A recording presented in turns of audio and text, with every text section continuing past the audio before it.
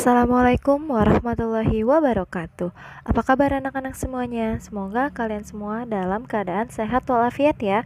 Hari ini kita sudah masuk ke subtema 2 seperti yang kita pelajari kemarin, yaitu tentang perubahan energi. Pada hari ini kita akan masuk di pembelajaran 2. Nah, materinya yang pertama yaitu mengidentifikasi kombinasi gerak berjalan, meliuk dan mengayun mengikuti irama. Yang kedua, menemukan kosakata atau istilah yang terkait dengan perubahan energi. Dan yang ketiga, mengidentifikasi kewajiban-kewajiban terkait perubahan energi. Untuk lebih jelasnya coba kalian buka halaman 59 ya. Nah, anak-anak, di pembelajaran 2 ini kalian akan mencoba melakukan kombinasi gerak berjalan, meliuk dan mengayun. Nah, contohnya ada di halaman 59. Nah, di sini kita menggunakan alat yaitu bola. Nah, mula-mula kalian pegang bola dengan tangan kalian, lalu lakukan gerakan berjalan 2 langkah. Kemudian lakukan gerakan meliukkan badan sambil mengayunkan bola. Jadi kalian meliukkan badan kalian ke belakang sambil kalian ayunkan bolanya. Nah, itu merupakan gerak kombinasi gerak berjalan, meliuk, dan mengayun. Kalian bisa melakukan contoh gerakan seperti ini ya nak ya. Nah, anak-anak, coba kalian buka buku kalian halaman 60 ya. Di sini kita akan belajar tentang contoh perubahan energi yang kita gunakan dalam kehidupan sehari-hari. Nah, di sini yang pertama ada perubahan energi listrik menjadi energi panas. Nah, perubahan energi listrik menjadi energi panas ini ada beberapa alat yang bisa mengubahnya. Yang pertama ada setrika listrik, kompor listrik, dan penantang nasi listrik atau magicom. Nah, ini biasanya ketiga alat ini nih sebelum kita colokkan ke aliran listrik ini mereka tidak akan bisa mengubah energi listrik menjadi energi panas. Tetapi setelah kalian beri aliran listrik atau kalian colokin nih ke aliran listrik, nah baru alat ini akan bekerja mengubah energi listrik menjadi energi panas. Nah, itu adalah contoh perubahan energi dalam kehidupan sehari-hari dari energi listrik menjadi energi panas.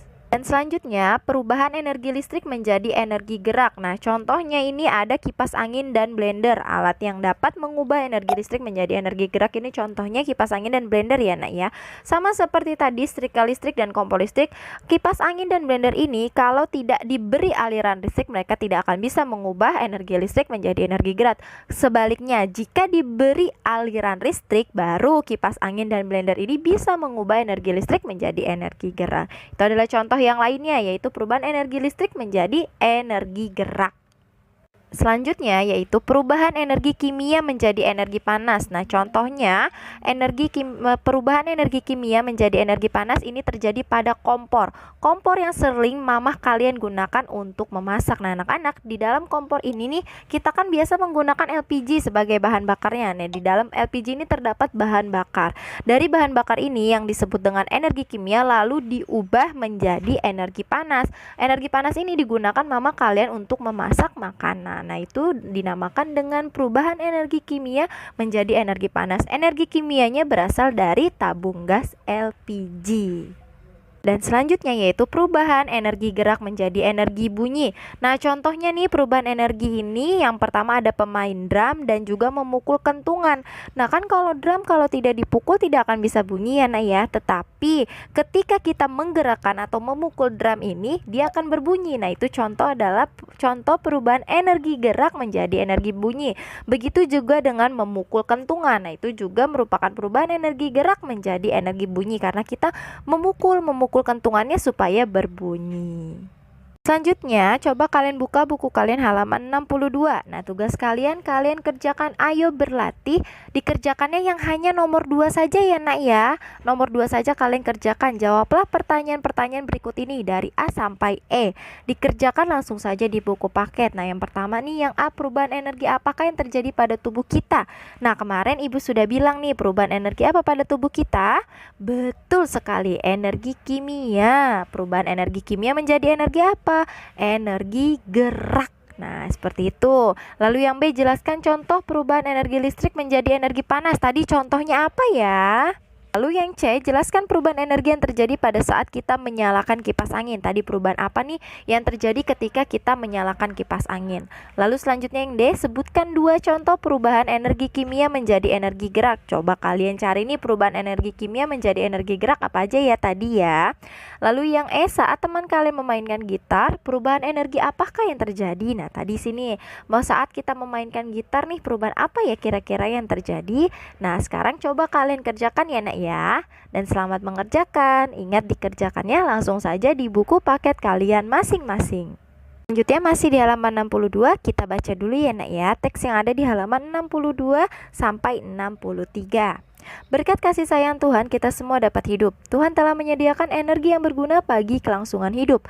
Semua orang berhak untuk memanfaatkan energi. Kita berhak untuk memanfaatkan energi, akan tetapi kita juga memiliki kewajiban terhadap energi. Kita wajib menggunakan energi dengan bijak. Energi dalam tubuh harus digunakan untuk hal yang baik dan bermanfaat.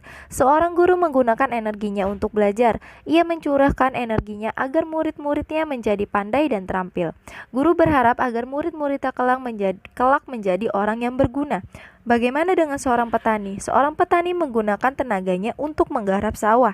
Energinya digunakan untuk mencangkul dan menanam padi di sawah. Walaupun di bawah terik matahari yang menyengat, ia tetap bekerja. Petani berharap sawah yang digarapnya akan menghasilkan padi yang bagus. Banyak orang memerlukan padi untuk mencukupi kebutuhan hidup.